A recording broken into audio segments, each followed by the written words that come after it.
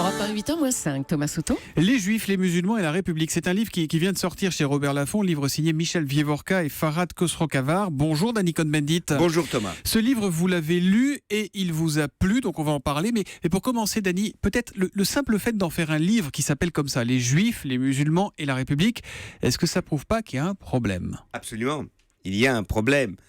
Ce sont deux communautés, enfin plusieurs communautés qui forment une, après les Juifs et les musulmans, eh bien qui ont peur.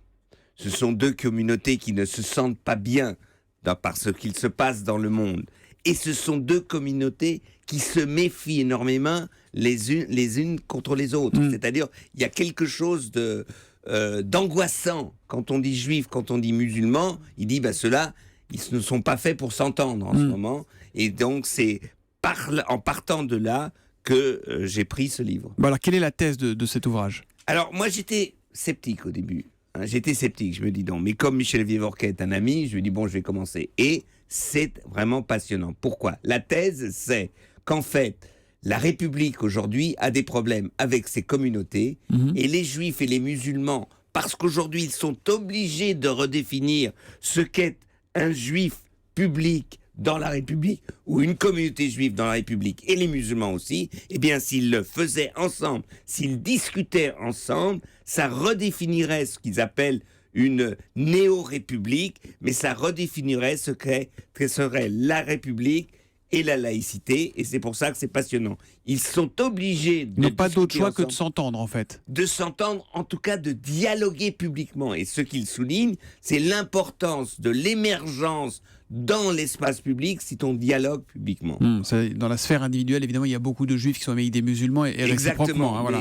Et un petit pas de côté, on n'est pas si loin du sujet. C'est une anecdote que vous avez lue hier soir, Dany, dont vous teniez à nous parler. Oui, parce que ça montre la folie de la situation.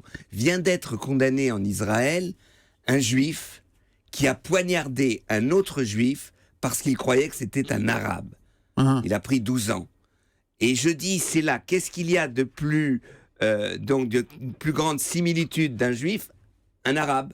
Ça prouve qu'ils se ressemblent. Ça prouve qu'ils se ressemblent. Et je dis, voilà, c'est le symbole d'une folie incroyable qui pourrait, si on la retournait, être une possibilité d'entente formidable. C'est pour ça que je dis, il faut faire vraiment très attention et organiser. C'est pas que les communautés organisent ces dialogues, même si c'est difficile. Et au début, ça sera très difficile. Et ce livre vous a rendu un petit peu optimiste sur un sujet aussi complexe ? Ça me rend optimiste parce que on voit qu'il y a une porte de sortie, on voit que ce n'est pas un tunnel qui est très long et que c'est que l'ombre ou le noir derrière. Non, ce livre nous explique comment juifs et musulmans et comment la République peut se sortir du communautarisme. Les Juifs, les musulmans et la République, signé donc Michel Vievorka et Farhad Khosrow-Khavar. C'est publié chez Robert Laffont. L'humeur de Dany, elle revient dès demain avant 8h. À demain, Dany. À demain, Thomas. Ciao, ciao.